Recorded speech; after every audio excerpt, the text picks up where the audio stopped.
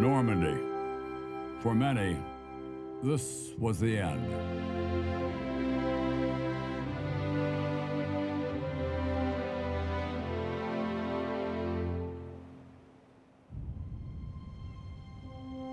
For many more, it was the beginning.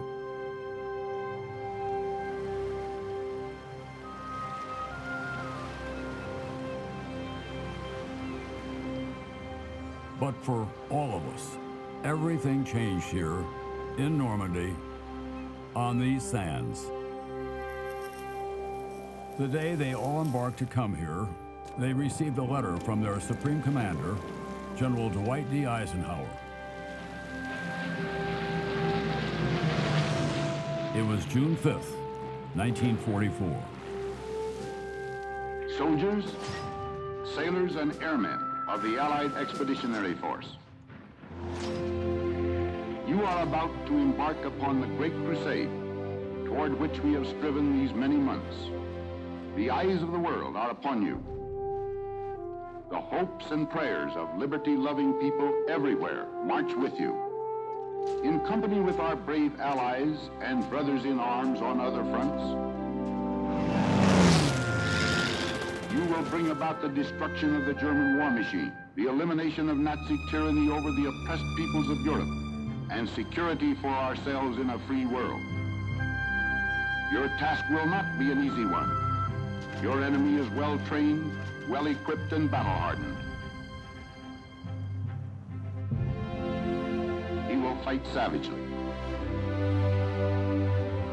But this is the year 1944.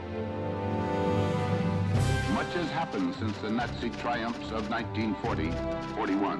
The United Nations have inflicted upon the Germans great defeats in open battle, man to man.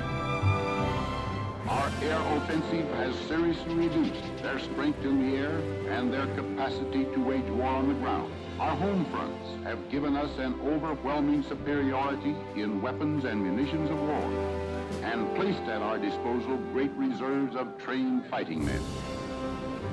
The tide has turned. The free men of the world are marching together to victory. I have full confidence in your courage, devotion to duty, and skill in battle. We will accept nothing less than full victory.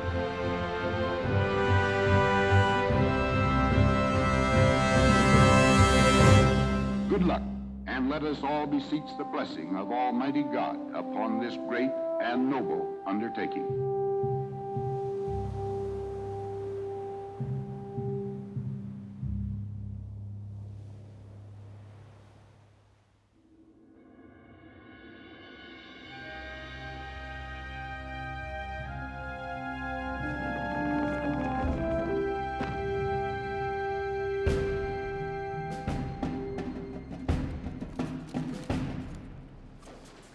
Liberty Ship is the name that President Roosevelt gave to the nearly 3,000 cargo ships built in the United States from 1941 until 1945. To ensure the supplying of the Allied forces, the pace of production rose to 1 per day. Braving all the dangers of the North Atlantic, these ships transported the means to bring Europe its liberty.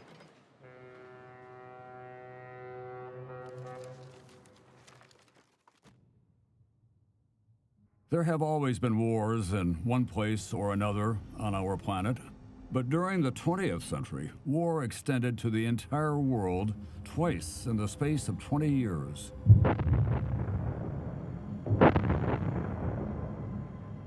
Having started in Europe, it is here too that the Second World War began to come to an end. In France, and to be precise, in Normandy.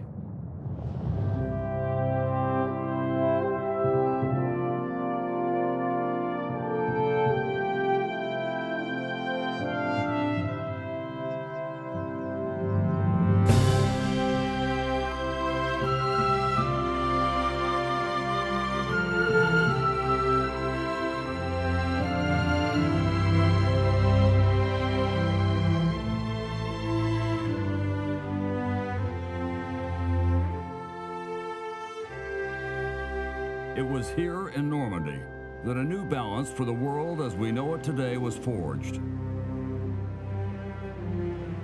But during the war, Normandy was not as welcoming as it is today. Because from 1940, France, like most of Europe, was occupied by German troops of the Third Reich, led by Adolf Hitler, with Italy as its ally forming the Axis. Only the United Kingdom remained free after its victory in the Battle of Britain.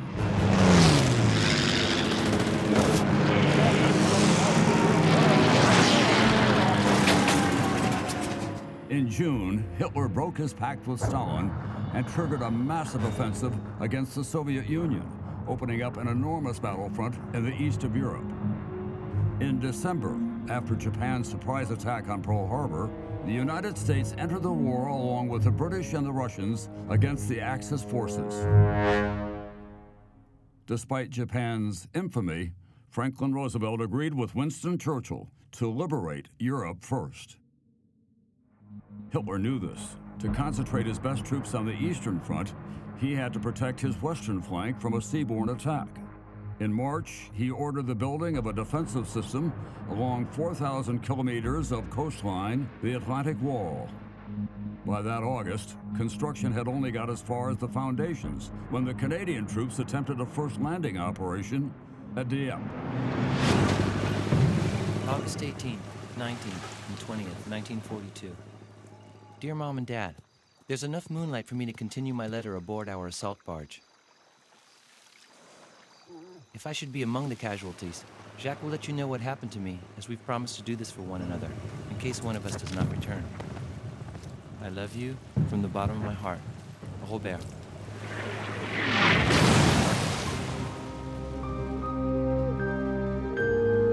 The landing was a disaster. Of the 6,000 soldiers present, more than half were wounded, killed, or taken prisoner. This led Hitler to believe his own propaganda, describing the Atlantic Wall as an impenetrable barrier. The artillery batteries were the strongest elements of the Atlantic Wall. Hidden back from the shoreline, each bunker housed a cannon that could destroy a ship 20 kilometers away.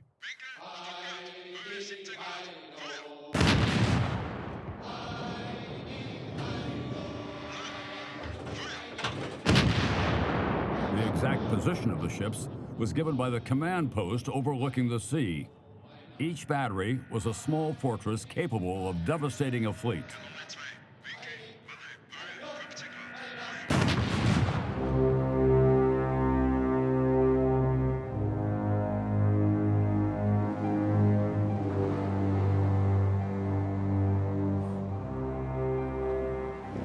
Glauben Sie mir, meine Herren, das wird für die Alliierten, aber auch für die Deutschen der längste Tag werden. After inspecting the Normandy beaches, General Rommel oversaw their reinforcement. He covered them with millions of mines and all kinds of obstacles. Many were immersed at high tide to destroy landing craft and stop a naval attack at the beaches. Field Marshal von Rundstedt had 58 divisions under his command on the Western Front. 39 of these, averaging 14,000 men each, were placed under Rommel's orders. Well protected behind the wall, an army of engineers developed new weapons that could tip the war in favor of the Axis. V-1s, the first cruise missiles, and V-2s, the first rocket missiles, could be aimed at England. And once operational, the first jet aircraft would be able to surpass the fastest Allied fighters.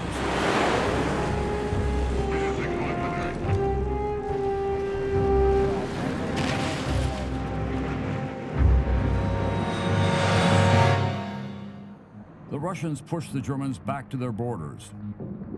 The Allies retook North Africa and surged into southern Italy. The opening of a second front in Western Europe would allow them to take the Third Reich in a pincer attack. But first, they needed to breach the Atlantic Wall. That was the aim of Operation Overlord, commanded by an American general, Dwight D. Eisenhower.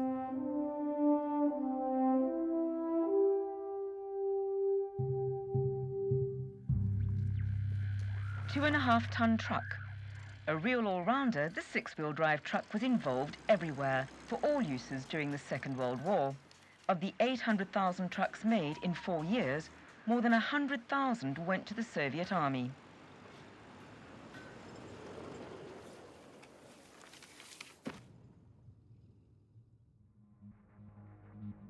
Since entering the war, the United States had developed its military effort with an enormous industrial capacity. The Allies had won the Battle of the Atlantic, and now even England's numerous ports were not enough to accommodate all of the arriving ships. For the military forces of 12 different nations, the whole of England became a gigantic training camp.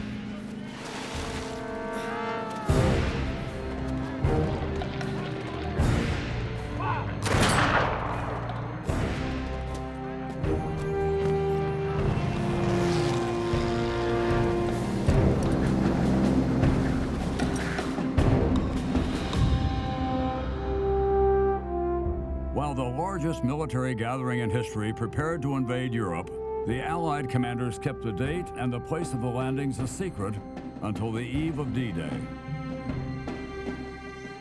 The location had to combine different imperatives: be near a large deep-water port and within the operational radius of fighter planes taking off from England. It had to have flat, wide, and deep beaches to enable thousands of men and their equipment to land and quickly move inland.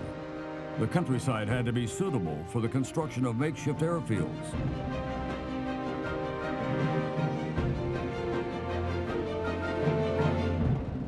In the end, 2 French locations fit all of the criteria best: the Calais area and western Normandy. By deciphering the codes generated by the Reich's coding machine Enigma, the Allies knew that Hitler's generals were expecting a landing around Calais. This big port was on the quickest route to Germany. Thus, it was the most heavily protected section of the Atlantic Wall. So the Allied planners chose Normandy. Although further from England, it was also more lightly defended. And if the bridges over the Loire and the Seine were destroyed, it would be difficult for German reinforcements to access.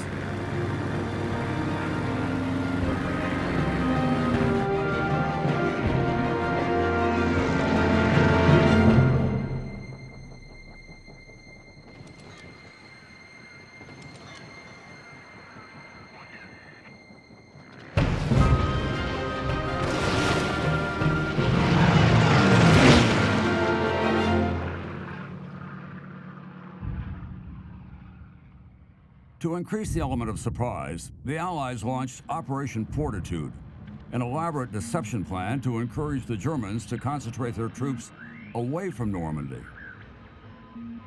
Double agents reported information on the 1st U.S. Army Group amassing just across from Calais, commanded by the legendary General Patton. But these armies were fake.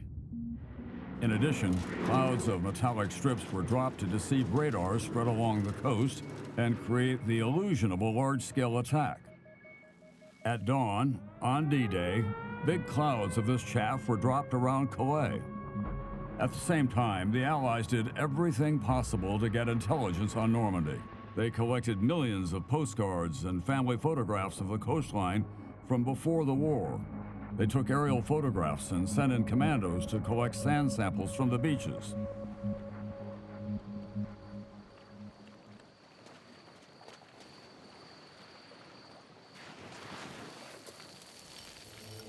But it was the French resistance that supplied invaluable, detailed information on the German troop and defense positions.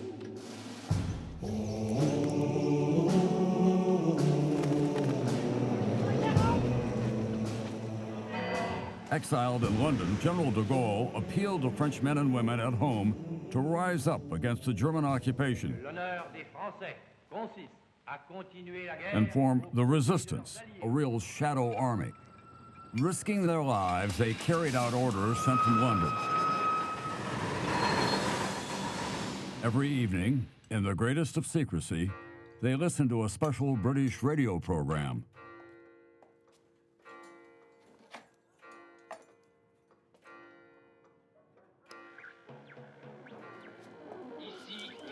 These ordinary French phrases were actually coded messages. And this verse from a French poem formed the first part of the signal that Violette and her companions had been expecting for 4 years. The landing would take place in 5 days' time. Never had an invasion been as well prepared as that of Normandy. General Montgomery, who had beaten Rommel in North Africa, designed the final plan. More than 130,000 men would land on 5 codename beaches: Utah and Omaha for the Americans, Gold and Sword for the British, and Juno for the Canadians. These beaches stretched 80 kilometers along the coast. For the Americans, objective number 1 was Cherbourg. Impossible to capture from the sea, they needed to seize this important port from the land.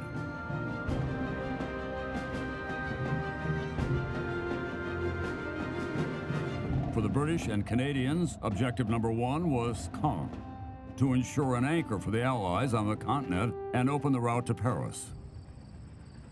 The resistance had to carry out sabotage operations to isolate Normandy and disturb communications between the German command posts. The date of the assault would also be determined by a combination of favorable conditions. Right before the landing on the beaches, paratroopers would need the darkness of night to secure the flanks of the assault zone. But the bombers would need a full moon to find their targets. So that night, the full moon had to rise, but late. The morning of the landings, a high tide would hide the obstacles, but a low tide would extend the distance to cross. So the tide had to have started rising. In June 1944, the right conditions for both tide and moon would only happen to Normandy between the 5th and the 7th. A never-ending wait in the rain began.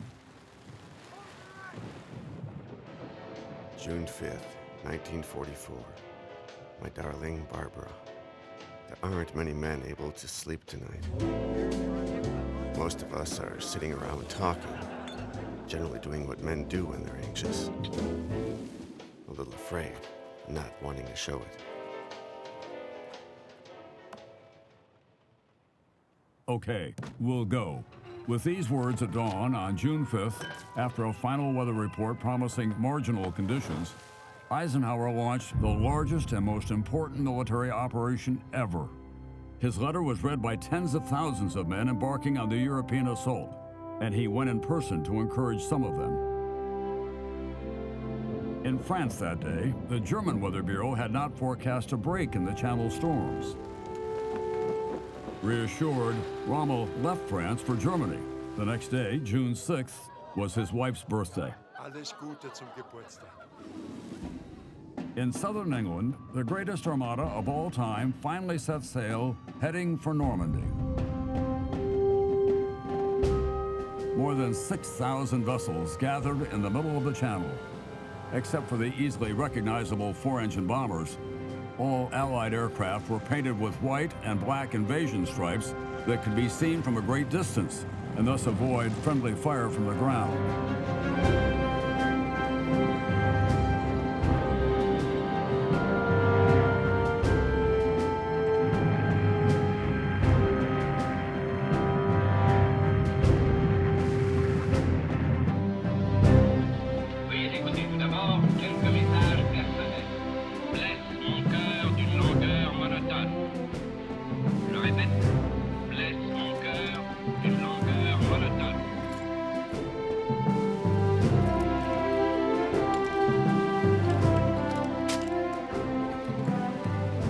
The landing would take place the next day.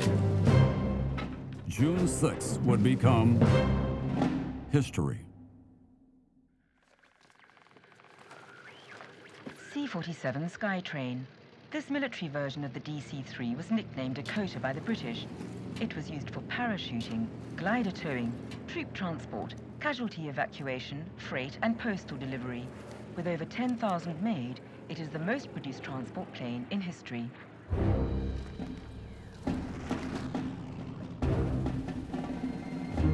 The night before the landings, the resistance carried out more than 1,000 sabotage operations to disrupt German communications and isolate Normandy. Meanwhile, in England, Allied airborne troops were embarking.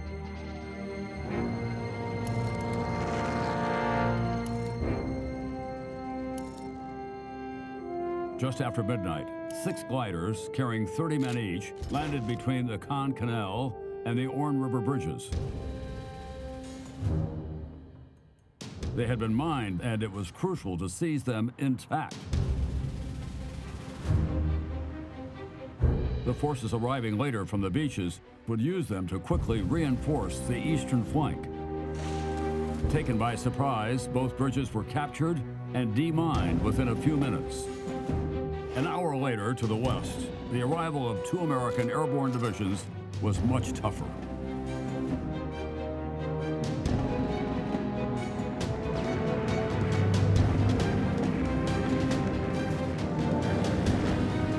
The 13,000 American paratroopers were dropped from their C-47s over a huge area behind Utah Beach, many far from their targets around Sainte-Mère-Église and Sainte-Marie-du-Mont. The Germans had flooded much of the area behind the beaches, and dozens of paratroopers drowned on landing. Undetected by the Germans, the Armada, led by cruisers and battleships, dropped anchor about 20 kilometers from the coast, most of them out of range of German artillery batteries.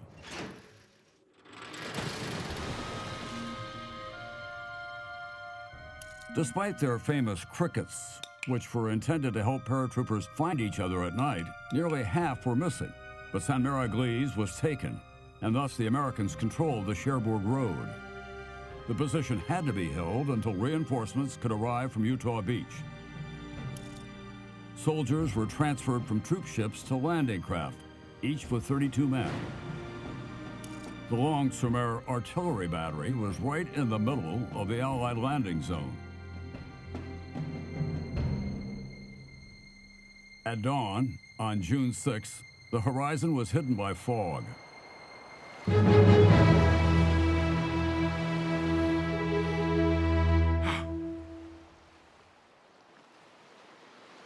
Oh mein Gott. Die Alliierten. Sie kommen.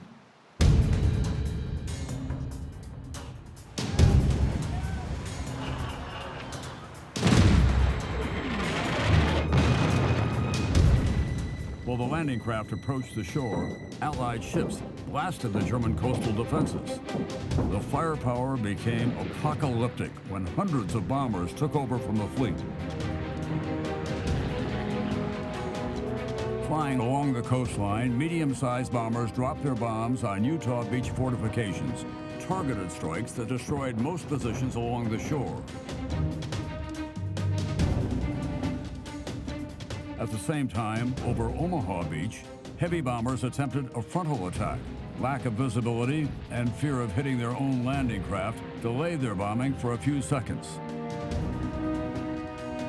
So despite the bombing, the defenses of Omaha Beach remained intact. Strong currents pushed the first assault waves nearly 2 kilometers south, fortunately for them. Here, the German defenses were lighter. The follow-on convoys were directed to the same location.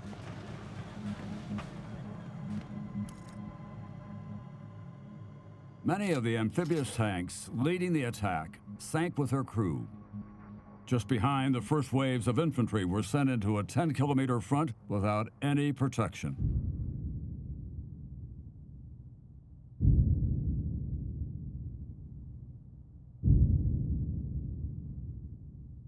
The battery at the top of Pointe du Hoc was still a threat to both Utah and Omaha beaches. After sustained bombing, 225 U.S. Rangers stormed the eastern flank of the cliff to neutralize those guns. The climb to the cliff top and the subsequent fighting were murderous. But 20 minutes after the start of the assault, the bunkers were captured.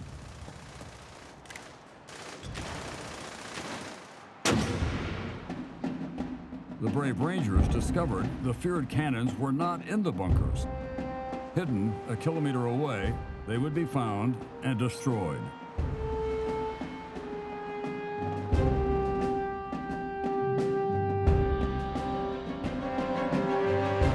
In the British sector, the tide had begun to rise.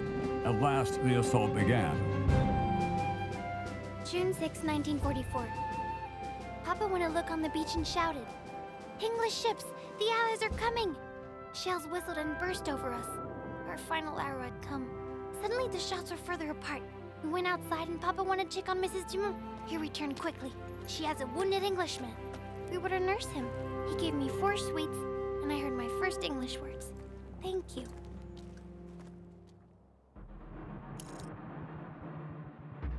Close to 25,000 British soldiers landed on a 5-kilometer front to the east of the planned site.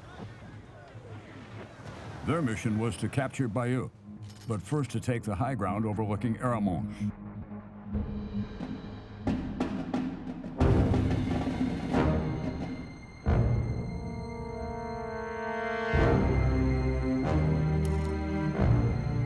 With French soldiers from Kiefer's commando leading, 29,000 men landed at the set time.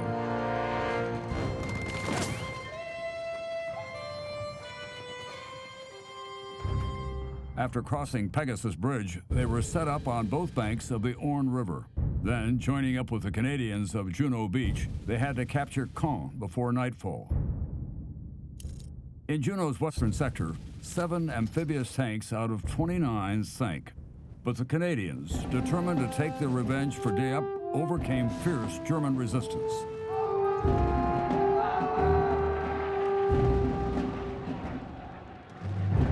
Their mission? Join up with the British from Sword Beach and capture the Caen airfield. At the German headquarters, confusion reigned. Jetzt rufe ich aber an.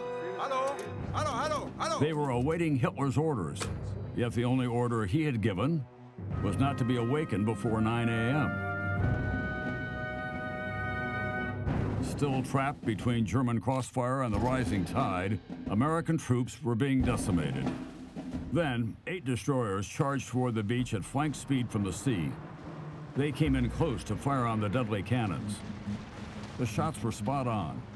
Taking advantage of this unexpected support, small groups broke through the German defense lines.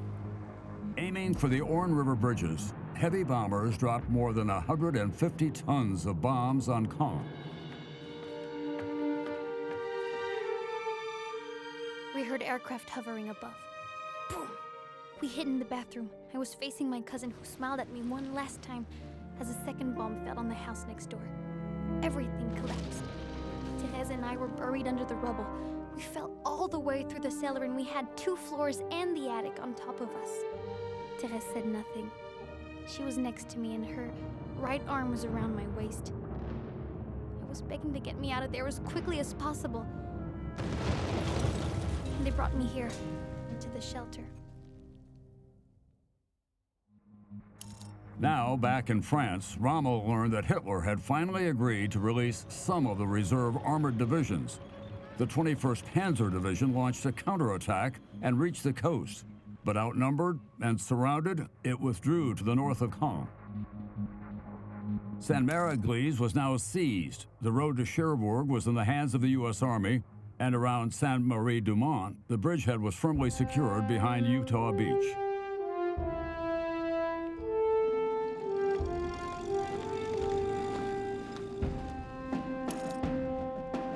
Mission accomplished.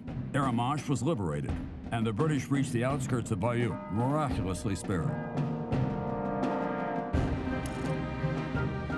Of all the Allied troops that landed at dawn, the Canadians pushed deepest into the countryside, but they were stopped north of Caen. The troops landed on the beach, succeeded in joining the airborne division.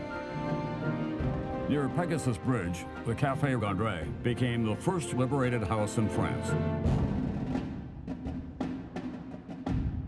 The eastern flank was secured, but Caen remained out of reach. As soon as the battles were over on the beaches, reinforcements arrived without waiting for a real port to be seized. At Omaha, the bridgehead was very thin. Soldiers and civilians suffered heavy losses, but the landing was a success. By the evening of June 6th, the Allied forces had opened up a large breach in the Atlantic Wall.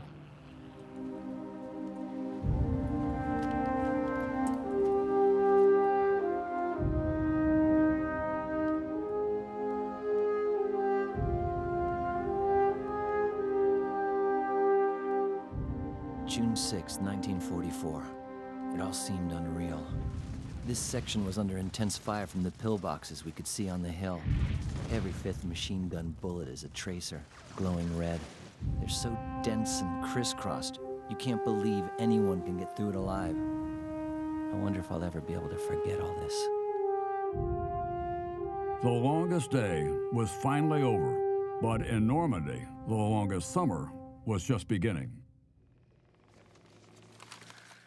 Bulldozer.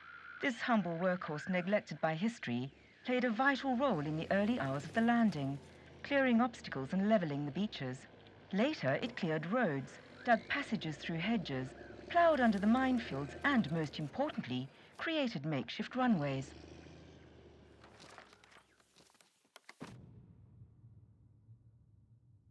Now, the Allied forces had to fight Hitler's armies on their own ground. A major port was essential, but Cherbourg was not yet taken. And that's why the Allies brought 2 artificial ports over from England and began setting them up on June 7th, Mulberry A and Mulberry B, also known as Port Winston. The breakwaters were made of 6,000-ton concrete blocks built in England. These floating caissons were towed across the channel. Once in Normandy, their bottoms opened up to allow water in and they sank to the seabed. Having demarcated the calm water area, the floating piers were installed. The piers were built on a special sliding system that allowed them to float up and down with the tide. The harbor was large and deep enough to accommodate the biggest ships.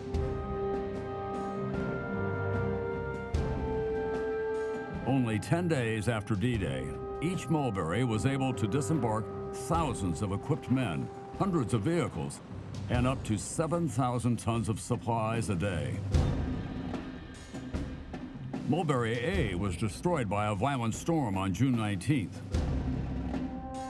Desperate to reach their top priority objective, the Americans, led by General Collins, captured Fortress Cherbourg just 20 days after D-Day. The Cherbourg harbor, badly damaged by the Germans, was once again made functional by August, and for months it was the busiest port in the world. Fuel came via pipeline under the channel. The Germans tried to use the railway lines, but Allied aerial supremacy was total.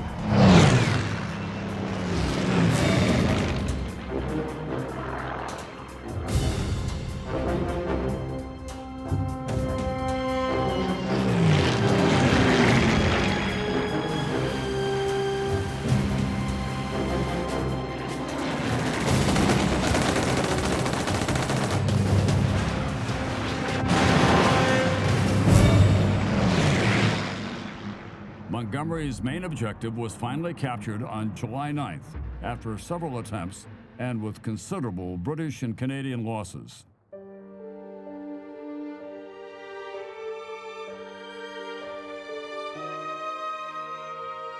Sunday, 23rd of July. Many French civilians have returned to what remains of their villages. It is very touching to see how they take care of the graves of our soldiers. It was often impossible to bury them in the cemetery during the heat of the battle. And the men are often buried where they fell.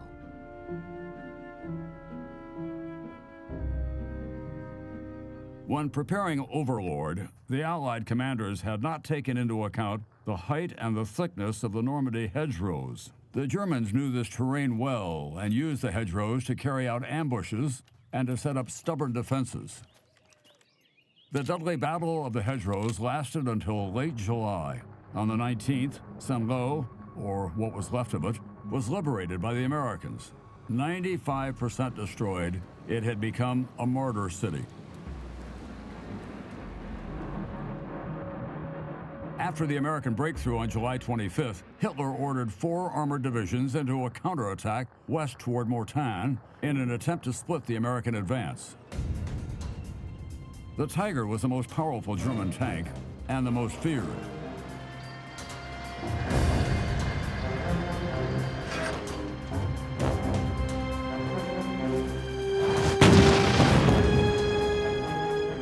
But the Allied forces had become real tank killers.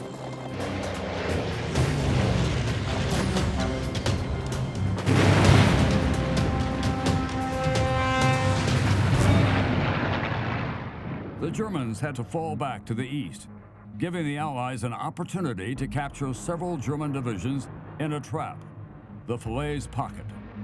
Spearheaded by Polish and Canadian divisions, the Allied pincers eventually snapped shut on August 19th.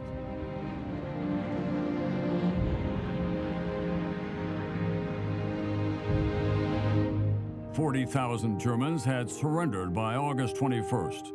100 days after D-Day, the Battle of Normandy was finally over. The road to Paris was now open.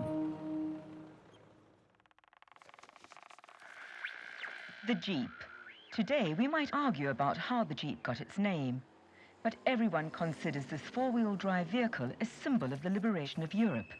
According to Eisenhower, the bulldozer, the 2.5-ton truck, the C-47 Skytrain, and the Jeep are the keys to victory. The human cost of the Battle of Normandy was enormous. More than 200,000 Allied dead or wounded, and nearly 400,000 dead, wounded, or captured on the German side. The Norman civilian toll was also very heavy, up to 20,000 dead, mostly victims of the bombing of their cities. But the course of the Second World War had definitively shifted in favor of the Allies.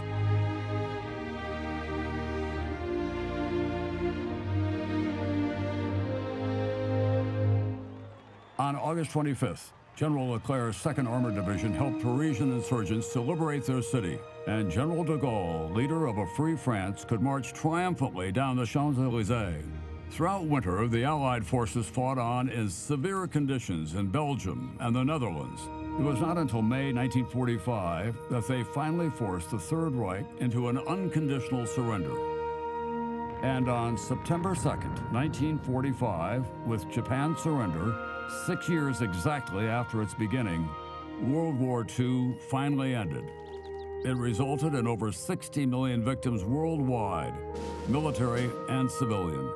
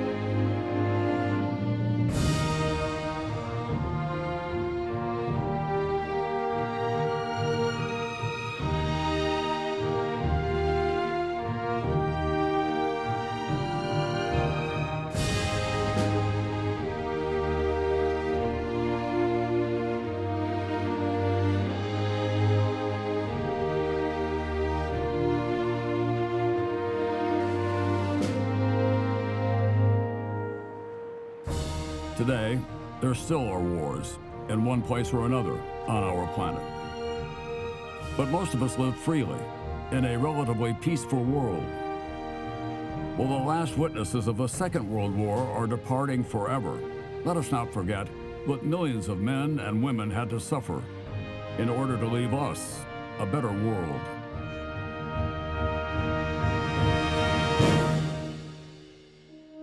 Let us be grateful to those who gave everything, including their lives, for our liberty.